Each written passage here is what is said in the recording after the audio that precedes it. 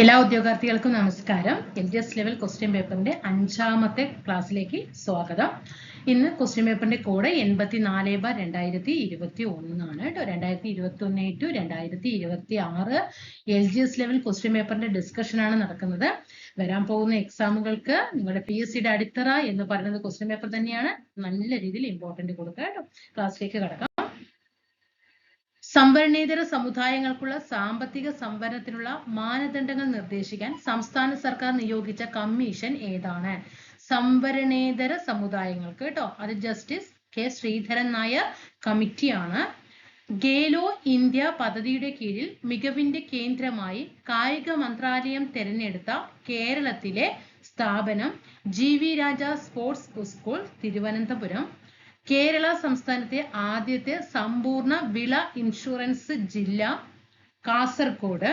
അംഗപരിമിതർക്ക് അടിയന്തര ഘട്ടത്തിൽ സഹായം നൽകുന്നതിനായി സാമൂഹ്യ നീതി വകുപ്പ് ആരംഭിച്ച പദ്ധതി. അംഗപരിമിതർക്ക് ആണെങ്കിൽ അത് ഏതാണ്?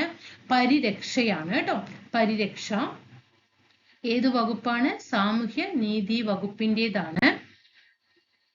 2011-2020 വർഷത്തെ ഏറ്റവും മികച്ച ക്രിക്കറ്റ് താരത്തിനുള്ള ICC ഗാർഫീൽഡ് സോബേഴ്സ് അവാർഡ് ലഭിച്ചത് ആർക്കാണ്?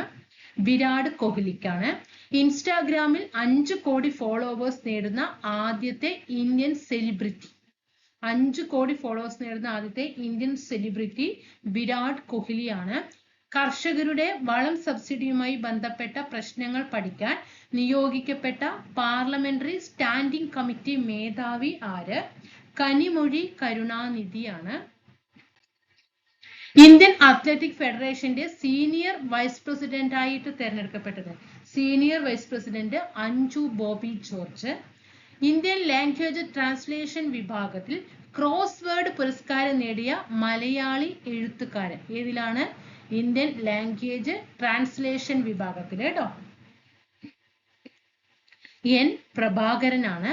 പഞ്ചാബ് അതിർത്തി പങ്കിടുന്ന അയൽ രാജ്യം. പഞ്ചാബ് അതിർത്തി പങ്കിടുന്ന അയൽ രാജ്യം പാകിസ്ഥാനാണ്. ഇന്ത്യൻ ഉപഭൂഖണ്ഡത്തിന്റെ തെക്കേ അറ്റം. ഇന്ത്യൻ ഉപഭൂഖണ്ഡത്തിന്റെ തെക്കേ അറ്റം കന്യാകുമാരിയാണ്. ഇന്ത്യയെ വടക്കേ ഇന്ത്യ എന്നും തെക്കേ ഇന്ത്യ എന്നിങ്ങനെ വേർതിരിക്കുന്ന മലനിര. ഇന്ത്യയെ വടക്കേ ഇന്ത്യ, തെക്കേ ഇന്ത്യ എന്നിങ്ങനെ വേർതിരിക്കുന്ന മലനിര വിന്ധ്യ പർവ്വതമാണ്. ഏറ്റവും വലിയ നദീതടമുള്ള ഇന്ത്യൻ നദി. ഏറ്റവും വലിയ നദീതടമുള്ള ഇന്ത്യൻ നദി ഏത്? Ganga. Soil and land use survey of India സ്ഥാപിതമായ വർഷം. Soil and land use survey of India സ്ഥാപിതമായ വർഷം 1958.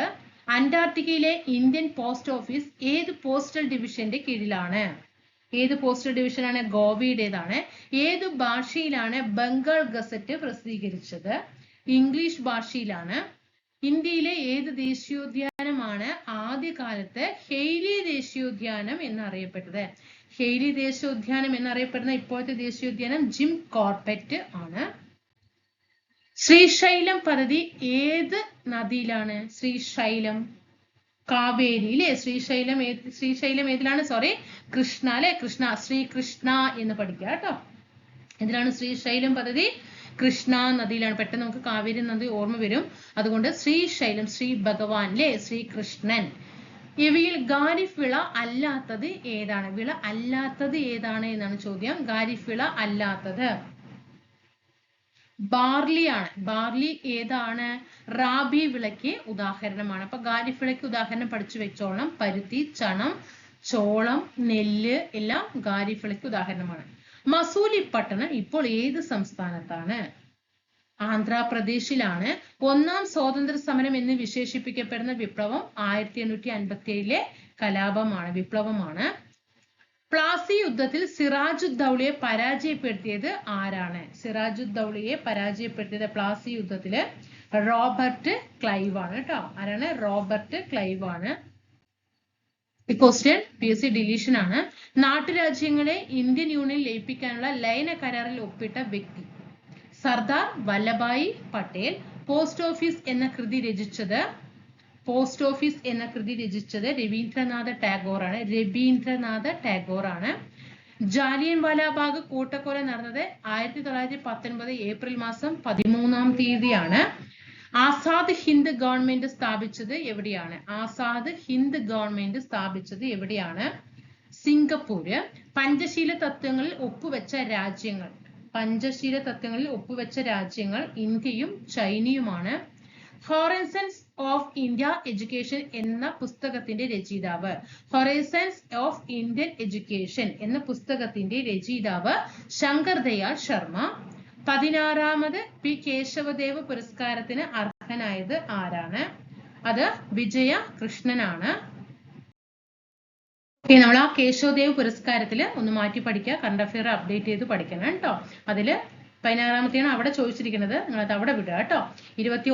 ഞാൻ അവിടെ എഴുതിയിട്ടുണ്ട്. 21-ാമത്തെ അവാർഡ് 2025 21-ാമത് കേശവദേവ് പുരസ്കാരം 2025 നേടിയത് ശശി തരൂരാണ്. 20-ാമത് പുരസ്കാരം 2024 നേടിയത് അടൂർ ഗോപാലകൃഷ്ണനാണ്. ഇവിടെ ശശി തരൂരാണ്, ഇവിടെ അടൂർ ഗോപാലകൃഷ്ണനാണ്. 2023 ദേശമംഗലം രാമകൃഷ്ണനാണ് കേശവദേവ് പുരസ്കാരം ലഭിച്ചത് കേട്ടോ.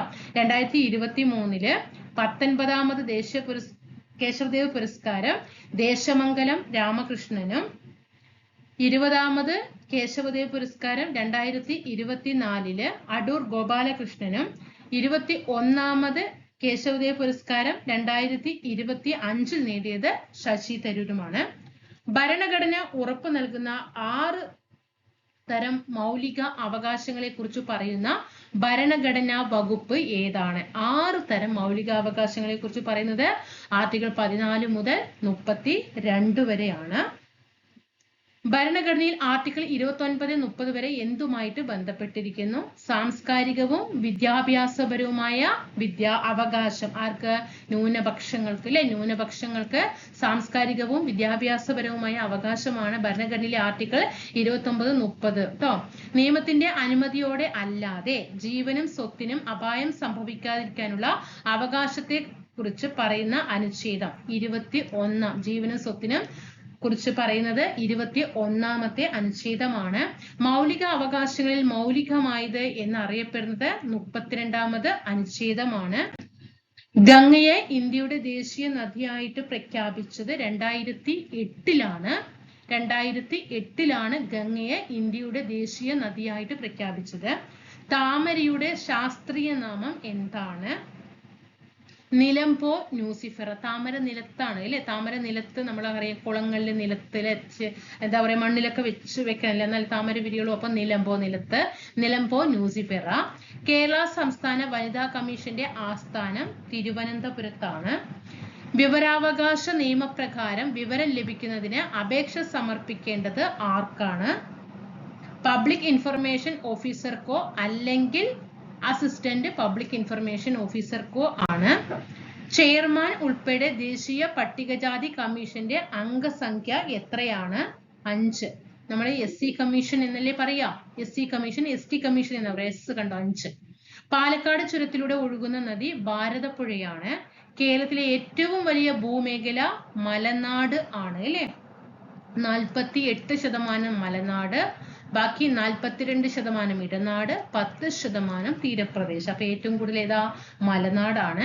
ഭാരതപ്പുഴയെ വെള്ളിയാങ്കോട്ട് കായലുമായിട്ട് ബന്ധിപ്പിക്കുന്നത് ഏതാണ്? പൊന്നാനി കനാലാണ് കേട്ടോ, അല്ലെങ്കിൽ മലപ്പുറത്തുള്ള പൊന്നാനി കനാലാണ് ഭാരതപ്പുഴയെ വെള്ളിയാങ്കോട്ട് കായലുമായിട്ട് ബന്ധിപ്പിക്കുന്നത്. കേരളം, തമിഴ്നാട്, കർണാടക സംസ്ഥാനങ്ങളിൽ ഏപ്രിൽ മെയ് മാസങ്ങളിൽ ഇടിമിന്നലോട് കൂടി പെയ്യുന്ന വേനൽ മഴ അറിയപ്പെടുന്നത് മാംഗോ ഷവർ ആണ്. മാങ്ങകൾ പൊഴിയുന്നതിലെ ലോക മണ്ണ് ദിനമായിട്ട് ആചരിക്കുന്നത് ഡിസംബർ മാസം 5-ാം തീയതിയാണ് ലോക മണ്ണ് ദിനമായിട്ട് ആചരിക്കുന്നത്. കേരളത്തിലെ രണ്ടാമത്തെ ദേശീയോദ്യാനത്തിന്റെ പേര് സൈലന്റ് വാലിയാണ്. അപ്പൊ ആദ്യത്തേത് ഇരവികുളമാണ് കേട്ടോ. 1-ാമത്തത് ഇരവികുളം, 2-ാമത്തത് സൈലന്റ് വാലി. പെരിയാർ വന്യമൃഗ സങ്കേതം ഏത് ജില്ലയിലാണ്? ഇടുക്കിയിലാണ്. KSEB സ്ഥാപിതമായ വർഷം 1957 മാർച്ച് മാസം 31. 1956 കേരളം നിലവിൽ വരുന്നത്. അതിന്റെ പിറ്റത്തെ വർഷം 57 മാർച്ച് 31 KCB സ്ഥാപിതമായി. ഏറ്റവും സുരക്ഷിതവും ചെലവ് കുറഞ്ഞതുമായ പാരമ്പര്യേതര ഊർജം, ചെലവ് കുറവാണ്, സുരക്ഷിതമാണ്, അത് സൗരോർജം തന്നെയാണ്. ഏറ്റവും സുരക്ഷിതവും ചെലവ് കുറഞ്ഞതുമായ പാരമ്പര്യേതര ഊർജം ഏതാണ്? കാറ്റാണ് അല്ലെ. സുരക്ഷിതമാണ്, ചെലവ് കുറഞ്ഞതുമാണ് അല്ലെ, കാറ്റാണ്. ഇനി കേരള മത്സ്യഫെഡിന്റെ ആസ്ഥാനം തിരുവനന്തപുരമാണ്. 1917 റഷ്യൻ വിപ്ലവത്തിന് പിന്തുണ പ്രഖ്യാപിച്ച മലയാള പത്രം മിതവാദിയാണ്. മിതവാദി പത്രമാണ് 1917 റഷ്യൻ വിപ്ലവത്തിന് പിന്തുണ പ്രഖ്യാപിച്ചത് കേട്ടോ. കേരള മത്സ്യഫെഡിന്റെ ആസ്ഥാനം തിരുവനന്തപുരമാണ്. പിന്നെ എന്തെങ്കിലും മിസ്റ്റേക്ക് ഉണ്ടെങ്കിൽ താഴെ തീർച്ചയായിട്ടും ചൂണ്ടിക്കാണിക്കുക കേട്ടോ. 1913 ചരിത്ര പ്രസിദ്ധമായ കായൽ സമ്മേളനം സംഘടിപ്പിച്ച നവോത്ഥാന നായകൻ ആരാണ്? പണ്ഡിറ്റ് കറുപ്പനാണ് കേട്ടോ. ഈ ഒരു വർഷം കൂടി പഠിക്കണം, ഇതൊരു പ്രീവിയസ് ചോദ്യമാണ്. പണ്ഡിറ്റ് കറുപ്പൻ കായൽ സമ്മേളനം സംഘടിപ്പിച്ച വർഷം 1913. ശ്രീരാമകൃഷ്ണ മിഷന്റെ കേരള ഘടകത്തിലെ സജീവ പ്രവർത്തകനായിരുന്ന നവോത്ഥാന നായകൻ. ശ്രീരാമകൃഷ്ണ മിഷന്റെ കേരള ഘടകത്തിലെ സജീവ പ്രവർത്തകൻ ആഗമാനന്ദ സ്വാമിയാണ്. Sisters of the congregation of the mother of Carmel, അതായത് CMC എന്ന സന്യാസിനി സഭ സ്ഥാപിച്ചത് കുര്യാക്കോസ് ഏലിയാസ് ചാവറ അല്ലെ, അതായത് ചാവറയച്ചനാണ്. വാഴത്തട വിപ്ലവവുമായി ബന്ധപ്പെട്ടിരിക്കുന്ന നവോത്ഥാന നായകൻ, വാഴത്തട വിപ്ലവം, അതും ആര് തന്നെയാണ്? ചാവറയച്ചൻ തന്നെയാണ് കേട്ടോ. തിരുനാൾ കുമ്മി എന്ന കൃതിയുടെ കർത്താവ് പണ്ഡിറ്റ് കറുപ്പനാണ്.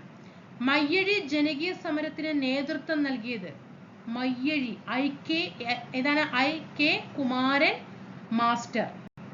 എടച്ചേന കുങ്കൻ നായർ, തലക്കൽ ചന്തു, കണ്ണവത്ത് ശങ്കരൻ നമ്പ്യാർ, കൈത്തേരി അമ്പു എന്നിവർ ഏത് കലാപവുമായി ബന്ധപ്പെട്ടിരിക്കുന്നു? പഴശ്ശി കലാപവുമായിട്ട് ബന്ധപ്പെട്ടിരിക്കുന്നു. കേരളത്തിലെ ആദ്യത്തെ സംഘടിത കർഷക തൊഴിലാളി സമരം ആരുടെ നേതൃത്വത്തിലാണ്? അയ്യങ്കാളിയുടെ നേതൃത്വത്തില് വെങ്ങാനൂര് 1909. പഞ്ചമി എന്ന ദളിത് വിദ്യാർത്ഥിനിയെ ഊരുട്ടമ്പലം സ്കൂളിൽ പ്രവേശിപ്പിക്കുന്നതിന് സവർണ സമുദായക്കാർ എതിർത്തതിനെ തുടർന്നുണ്ടായിട്ടുള്ള പ്രക്ഷോഭം ഏതാണ്? 90-ാം ആണ്ട് ലഹള. ഇന്ത്യയുടെ ദേശീയ വൃക്ഷം ഏതാണ്? പേരാൽ അല്ലേ. പ്രായപൂർത്തിയായ മനുഷ്യൻ ഒരു മിനിറ്റിൽ ശരാശരി എത്ര പ്രാവശ്യം ശ്വസിക്കും? എത്രയാണ് പ്രായപൂർത്തിയായ മനുഷ്യൻ ഒരു മിനിറ്റിൽ ശരാശരി ശ്വസിക്കുന്നത്? 12 to 18. ശ്വേതരക്താണുക്കൾ രോഗാണുക്കളെ വിഴുങ്ങി നശിപ്പിക്കുന്ന പ്രക്രിയയാണ് ഫാഗോസൈറ്റോസിസ് എന്ന് പറയുന്നത്. ഫാഗോസൈറ്റോസിസ് ആണ് ശ്വേതരക്താണുക്കൾ, മോണോസൈറ്റ് ആൻഡ് ന്യൂട്രോഫിൽ. ശ്വേതരക്താണുക്കളായ മോണോസൈറ്റ് ആൻഡ് ന്യൂട്രോഫിൽ ഇവയൊക്കെയാണ് രോഗാണുക്കൾ. അവ വിഴുങ്ങി നശിപ്പിക്കുന്ന പ്രക്രിയയാണ് ഫാഗോസൈറ്റോസിസ്. മനുഷ്യ ശരീരത്തിലെ നാഡികൾ എത്ര എണ്ണമാണ്? 43 ജോഡി. മൂത്രത്തിന്റെ മഞ്ഞ നിറത്തിന് കാരണം യൂറോക്രോമാണ്. മൂത്രത്തിന്റെ മഞ്ഞ നിറത്തിന് കാരണം യൂറോക്രോമാണ്. പേശീക്ലമത്തിന് കാരണമാകുന്നത് എന്ത് അടിഞ്ഞുകൂടുന്നതാണ്? പേശീക്ലമത്തിന് കാരണം ലാക്റ്റിക് ആസിഡ് അടിഞ്ഞുകൂടുന്നതാണ് പേശീക്ലമത്തിന് കാരണമാകുന്നത്. അയഡിൻ അടങ്ങിയ ഹോർമോൺ ഏതാണ്? തൈറോക്സിൻ ആണ്. വിറ്റാമിനുകളുടെ ലയത്വം അനുസരിച്ച് അവയെ എത്രയായിട്ട് തരംതിരിച്ചിരിക്കുന്നു? എങ്ങനെയാണ് വിറ്റാമിനുകൾ ലയത്വം? കൊഴുപ്പിൽ ലയിക്കുന്നവ, ജലത്തിൽ ലയിക്കുന്നവ, അങ്ങനെയല്ലേ വിറ്റാമിൻ 2 പഠിക്കാനുള്ളത്. അപ്പൊ ഏതാണ്? 2. അനാഥരോ മാതാപിതാക്കളുടെ അനാരോഗ്യത്താൽ സംരക്ഷിക്കാൻ ആളില്ലാതിരിക്കുകയോ ചെയ്യുന്ന കുട്ടികൾക്ക് പ്രതിമാസ ധനസഹായം നൽകുന്ന പദ്ധതി. അനാഥരാകാം, അല്ലെങ്കിൽ മാതാപിതാക്കളുടെ അനാരോഗ്യത്താൽ സംരക്ഷിക്കാൻ ആളില്ലാതിരിക്കുന്ന കുട്ടികൾക്ക് പ്രതിമാസം ധനസഹായം നൽകുന്ന പദ്ധതിയാണ് സ്നേഹപൂർവം. പോഷണത്തിനായി സസ്യ ആഹാരികളെ ആശ്രയിക്കുന്ന മാംസാഹാരികൾ ഉൾപ്പെടുന്ന പോഷണതലം. 3 ആണ് കേട്ടോ. ശരീരത്തിലെത്തുന്ന വിഷവസ്തുക്കളെ നിർവീര്യമാക്കുന്ന അവയവം. കരളാണ്. നിറമുള്ള സംയുക്തങ്ങൾ ഉൽപ്പാദിപ്പിക്കുന്ന മൂലകങ്ങൾ ഏതാണ്? നിറമുള്ള സംയുക്തങ്ങളെ ഉൽപ്പാദിപ്പിക്കുന്നത് ഡി ബ്ലോക്ക് മൂലകമാണ്. സംക്രമണ മൂലകങ്ങളുടെ ആദ്യത്തെ വരിയിൽ ഇലക്ട്രോൺ നിറയുന്നത് ഏത് ഓർബിറ്റലിലാണ്? സംക്രമണ മൂലകങ്ങളുടെ ആദ്യത്തെ വരിയിൽ ഇലക്ട്രോൺ നിറയുന്നത് ഏത് ഓർബിറ്റലാണ്? 3D ആസിഡുകളും ലോഹങ്ങളും പ്രവർത്തിച്ചാൽ ഏത് വാതകം ഉണ്ടാകും? ആസിഡും ലോഹങ്ങളും തമ്മിൽ പ്രവർത്തിച്ചാൽ ഹൈഡ്രജൻ വാതകം ഉണ്ടാകും. സോപ്പ് നിർമ്മാണത്തിൽ സോപ്പിനെ ഗ്ലിസറിനിൽ നിന്നും വേർതിരിക്കാൻ ഉപയോഗിക്കുന്നത് സോഡിയം ക്ലോറൈഡ് ആണ്. സോപ്പ് നിർമ്മാണത്തിൽ സോപ്പിനെ ഗ്ലിസറിനിൽ നിന്നും വേർതിരിക്കാൻ ഉപയോഗിക്കുന്നത് സോഡിയം ക്ലോറൈഡ് ആണ്. വൈദ്യുത ഊർജത്തെ യാന്ത്രിക ഊർജവും താപ ഊർജവുമാക്കി മാറ്റുന്ന ഉപകരണം. മനസ്സിൽ സങ്കല്പിക്കുക, കറണ്ട് പാസ് ചെയ്യുന്നു, അതൊരു യന്ത്രം പോലുള്ള സാധനമാണ്, പിന്നീട് അത് ചൂടായിട്ട് മാറുകയാണ്. ഏതാണത്? Electric fan. ദ്രവ്യത്തിന്റെ അഞ്ചാമത്തെ അവസ്ഥ ബോസ് ഐൻസ്റ്റീൻ കണ്ടൻസേറ്റ് ആണ്. നാലാമത്തെ അവസ്ഥയാണ് പ്ലാസ്മ. ഖരം, ദ്രാവകം, വാതകം. ഏതാണ്? ഖരം, ദ്രാവകം. മൂന്നാമത്തെ അവസ്ഥ വാതകം അല്ലെ? Boss Einstein condensate 5, fermionic condensate 6. ഐസിൽ കറിയുപ്പ് ചേർത്താൽ ദ്രവണാങ്കത്തിന് എന്ത് സംഭവിക്കും? ഐസില് കറിയുപ്പ് ചേർത്താൽ ദ്രവണാങ്കത്തിന് എന്ത് സംഭവിക്കും? കുറയും. എന്താണ്? കുറയാണ് ചെയ്യുന്നത്. സ്പ്രിംഗ് ത്രാസിന്റെ പ്രവർത്തനത്തിന് പിന്നിലെ അടിസ്ഥാന നിയമമാണ് ഹൂക്സ് നിയമം. ഏതാണ്? ഹൂക്സ് നിയമമാണ് സ്പ്രിംഗ് ത്രാസിന്റെ പ്രവർത്തനത്തിന് പിന്നിലെ അടിസ്ഥാന നിയമം. ചന്ദ്രയാത്ര കഴിഞ്ഞ് നീൽ ആംസ്ട്രോങ്ങും കൂട്ടരും തിരികെ ഇറങ്ങിയ സമുദ്രം ഏത് സമുദ്രത്തിലാണ് ഇറങ്ങിയത്? പസഫിക് സമുദ്രത്തിലാണ്. ഏത് സംയുക്തത്തെ ചൂടാക്കിയിട്ടാണ് ജോസഫ് പ്രീസ്റ്റ്ലി ആദ്യമായിട്ട് ഓക്സിജൻ നിർമ്മിച്ചത്? അപ്പൊ ഓക്സിജൻ കണ്ടെത്തിയത് ആരാ? ജോസഫ് പ്രീസ്റ്റ്ലി അല്ലെ? ഏത് സംയുക്തത്തെ ചൂടാക്കിയിട്ടാണ് ജോസഫ് പ്രീസ്റ്റ്ലി ആദ്യമായിട്ട് ഓക്സിജൻ നിർമ്മിച്ചത്? മെർക്കുറിക് ഓക്സൈഡ് കേട്ടോ. മെർക്കുറിക് ഓക്സൈഡിനെ ചൂടാക്കിയിട്ടാണ് ജോസഫ് പ്രീസ്റ്റ്ലി ആദ്യമായിട്ട് ഓക്സിജൻ നിർമ്മിച്ചത്. ഓക്കെ, നമ്മൾ 84/21 നമ്മൾ കംപ്ലീറ്റ് ചെയ്തു. നമ്മുടെ ക്ലാസ്സുകളൊക്കെ ഇഷ്ടപ്പെടുന്ന ഓരോ കൂട്ടുകാരും വിദ്യാർത്ഥികളും ക്ലാസ്സുകളൊന്ന് സബ്സ്ക്രൈബ് ചെയ്ത് സപ്പോർട്ട് ചെയ്യുക, ലൈക്ക് ചെയ്യുക. ആ സമയത്ത് ഒരു ഹൈപ്പ് കാണിക്കും വീഡിയോയ്ക്ക്, അതൊന്ന് ഹൈപ്പ് കൊടുക്കാനായിട്ട് ശ്രദ്ധിക്കുക കേട്ടോ. അതേപോലെ ടെലിഗ്രാം ഗ്രൂപ്പിൽ ഒന്ന് കൂട്ടുകാരെ അംഗമാവുക. വൈകുന്നേരത്തിന് ഹോട്ട് ടോപ്പിക്സ് നമ്മൾ കഴിഞ്ഞ ആഴ്ച ചെയ്തിട്ടില്ല, ചില സാങ്കേതിക തടസ്സങ്ങൾ കൊണ്ട് തന്നെയാണ്. അപ്പൊ ഈ ആഴ്ച ശക്തമായിട്ട് തന്നെ വൈകുന്നേരങ്ങളിൽ രാവിലെ 10 AM ക്വസ്റ്റ്യൻ പേപ്പർ ഡിസ്കഷനും വരും. വൈകിട്ട് ഇത് വരും 50 ഹോട്ട് ടോപ്പിക്സ് നമ്മൾ എടുത്തിട്ടുണ്ട്. അതിൽ അടുത്ത ഹോട്ട് ടോപ്പിക്സുമായിട്ട് നമ്മൾ കാണുന്നതായിരിക്കും. എല്ലാ കൂട്ടുകാർക്കും നന്ദി അറിയിക്കുന്നു.